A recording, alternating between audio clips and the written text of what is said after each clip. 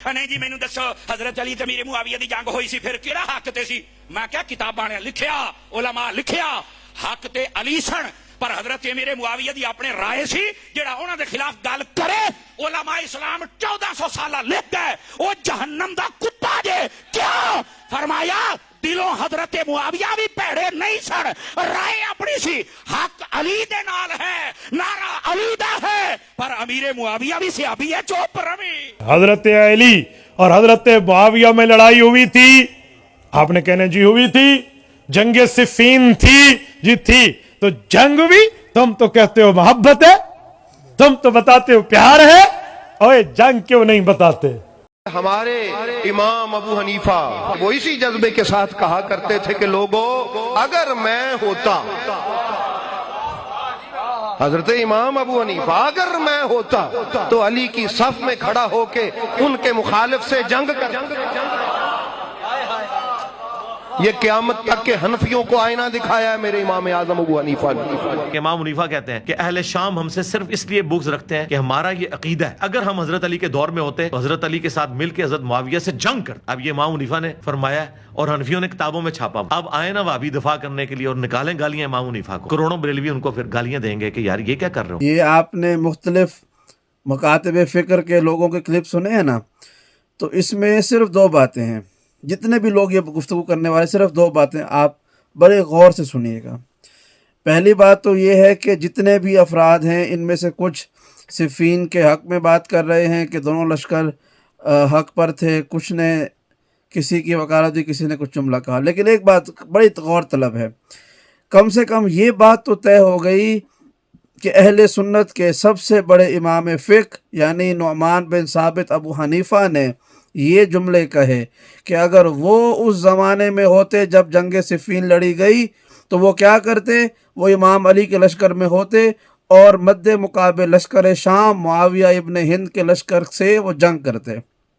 یہ جملہ کہا ہے ابو حنیفہ نے، ابھی آپ نے سنا، اور یہ کئی افراد نے اس کو نقل بھی کیا ہے، کتابوں میں جملہ موجود ہے۔ اور تمام حنفیوں کو، کم سے کم اہل سنت میں جو سب سے بڑا فرقہ ہے حناف کا، حنفیوں کا، ان پر لازم ہے، واجب ہے کہ اگر وہ ابو حنیفہ کی فقہ پر عمل کرتے ہیں تو ان کو یہ عقیدہ رکھنا ہے کہ اگر وہ بھی جنگ صفین کے زمانے میں ہوتے تو وہ کیا کرتے؟ امام علی کے لشکر میں شامل ہوتے اور امیر شام سے جنگ کرتے۔ تو یہ اعتقاد اور ایمان ہے ابو حنیفہ کا۔ یہ پہلی بات ہو گئی۔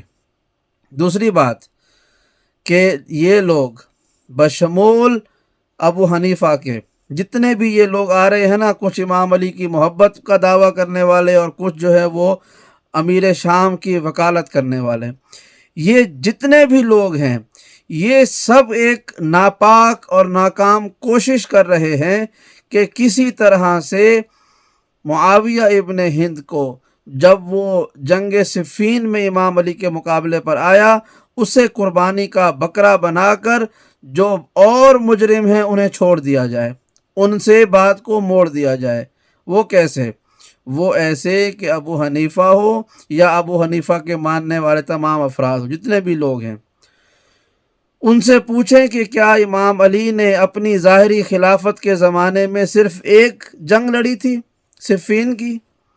وہ بار بار صفین کا ذکر کیوں کرتے ہیں؟ کیا امام علی نے صرف ایک جنگ لڑی تھی؟ صفین تو دوسری جنگ تھی جو امام علی نے لڑی۔ اگر آپ واقعی میں امام علی علیہ السلام کو حق پر سمجھتے ہیں اور مانتے ہیں تو پھر صفین سے آغاز کیوں کر رہے ہیں؟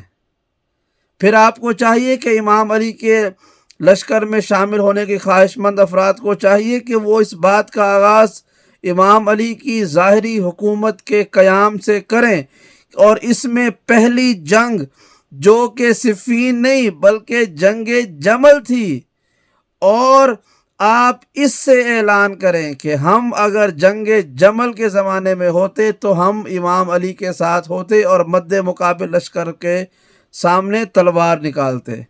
پھر آپ کو یہاں سے بات کرنی. پوچھیں امام ابو حنیفہ کے جتنے بھی فقہ کے استاد ہیں جو ان کے فقہ کو پڑھاتے ہیں آج کل، ان سے آپ یہ سوال کریں کہ بھائی آپ بتائیں، اگر امام ابو حنیفہ صفین کے میدان میں امام علی کے حامی ہوتے اور معاویہ ابن ہند کے مقابلے پر ہوتے، اگر یہ عقیدہ ہے تو پھر جنگ جمل میں کیا کرتے؟ جمل کے میدان میں وہ امام علی کے لشکر میں ہوتے یا مد مقابل لشکر میں ہوتے کہ جس کی سپہ سالاری، جس کی کمانڈر ان چیف کون تھی؟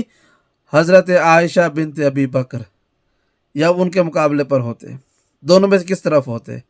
کیونکہ سینیریو بالکل سیم تھا، جنگ کا سبب بالکل سیم تھا کہ وہ جو قتل عثمان ابن عفان کا جھوٹا الزام امام علی پر لگایا گیا اور ان کا قصاص لینے کے لیے وہ لشکر کشی کی گئی، یہ دونوں جنگوں کا ایک ہی موٹیو تھا، ایک ہی ریزن تھا، صرف کیا تھا؟ سپہ سالار میں فرق آ گیا تھا. لشکر اسلام کے کمانڈر امام علی تھے دونوں جنگوں میں، جو مد مقابل باغی لشکر تھا اس کے کمانڈر کا فرق آ گیا تھا. اکثر فوج کے افراد بھی وہی تھے، لڑنے والے بھی اکثر وہی تھے. تو بتائیے ابو حنیفہ کس طرف ہوتے اگر جنگ جمل میں ہوتے؟ ان کے ماننے والے صفین میں تو امام علی کے ساتھ ہوتے، جمل میں کس کے ساتھ ہوتے؟ نہروان میں کس کے ساتھ ہوتے؟ پھر آپ نہروان کے نام لیں گے تو پھر آپ کے سامنے بڑے بڑے رضی اللہ بھی آ جائیں گے، ان کی اولادیں بھی اس میں شامل تھیں کہ جو خوارج کا گروہ امام علی کے مقابلے پر آیا تھا. اب اتنی آسانی سے یہ بات نگلی نہیں جائے گی. ابو حنیفہ کا یہ جملہ یہ وہ لوہے کا چنا ہے جو نہ اگلا جائے گا نہ نگلا جائے گا. اب آپ صرف جنگ جمل کی بات، جنگ صفین کی بات نہیں کریں، بلکہ آپ امام علی کے حکومت میں لڑنے والی تینوں جنگوں کی بات کریں. جمل میں کس کے مقابلے پر ہوتے، کس کے ساتھ ہوتے؟ صفین میں کس کے ساتھ ہوتے، کس کے مقابلے پر ہوتے؟